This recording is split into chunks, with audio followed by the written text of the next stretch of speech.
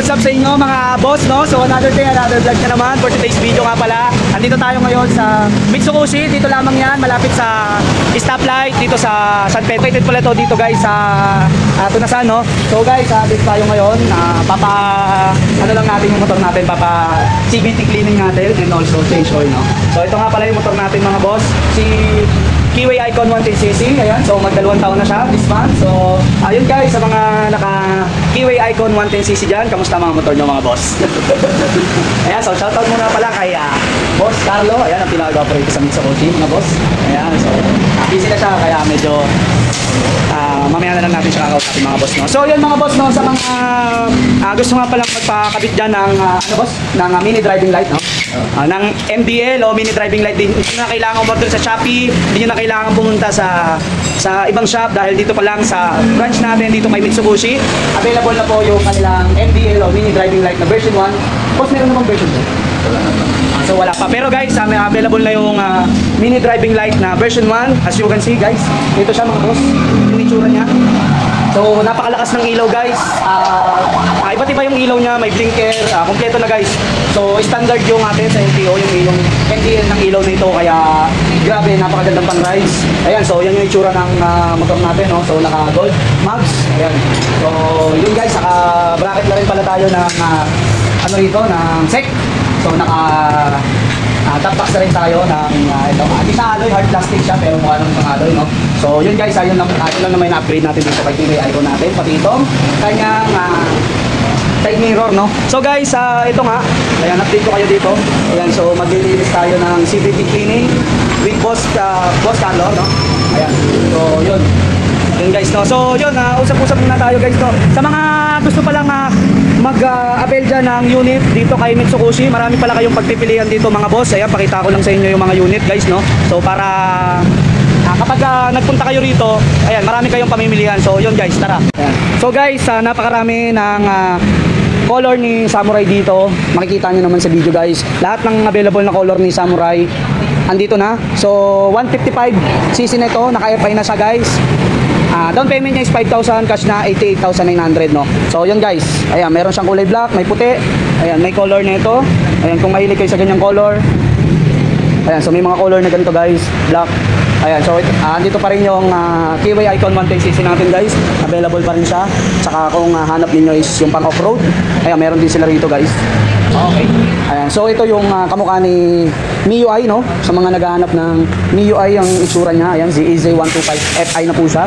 Ayan, so yan yung down payment niya guys. Ayan, 68,900 ang cash niya, 68,900. Ang DP niya guys is 3,500, no? So naghahanap ng Jet 4RX 79,900, DP niya is 5,000. Ayan, so yan po siya, yung itsura niya. So sa mga naghahanap pala dyan guys, sa mga classic, no? Na mga classic na bike, classic na motorcycle bike, andyan po si Tuscany, 150cc na po yan. Ayan, so 150cc na po yan. Boss, card ba si Tuscany, boss? Card ba to, card? Ayan, so guys, naka-FI na po si Tuscany natin sa naghahanap ng mga classic na motorcycle, no? So napaka-elegant at napakaganda. Meron dito guys, available dito yung kulay black na color niya sa mga naghahanap ng Husky ADB, no? Sa mga naghahanap ng ADB guys, mas solid to kumpara sa ibang brand guys, except kay Honda ADB. So yun, kung naghahanap kayo ng medyo mura-mura, dito na kayo kay Husky ADB. 150cc na siya, ang cash niya 152,900. Ang DP niya guys is 25,000, no? So kung may 25,000 kayo, mauwi nyo na si Husky ADB 150, no? So yun, ayan, ito yung Jet 4X, naka Euro 4 na siya. Ayan, so syempre mga 4 valve na yan guys, no? So yun, balikan natin guys yung aking motor. Ito na. Ayan boss, ano ang status ng ano natin? Baka dumi. Sobrang dumi. Ayan guys, so sobrang dumi na, oh. Makikita nyo naman. So guys, kailangan pala maglinis din kayo ng inyong CVT.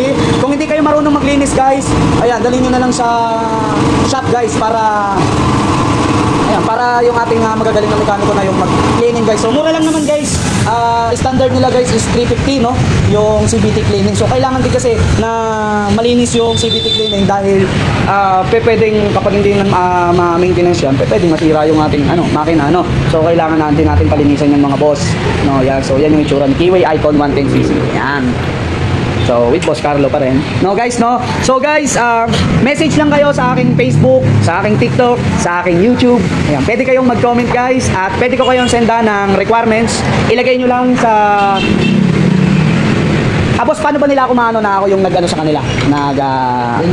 Kay ma'am ano. Ayan, so yun mamaya ay tatanungin natin si ma'am kung paano nyo ako maisasama. Ayan, na ako yung nag-refer sa inyo dito kay Mitsukoshi kahit na hindi nyo ako kasama, guys. Ayan, so malaking bagay yan, guys, para sa akin. So yun, huwag nyo kalimutang mag-comment sa baba, guys.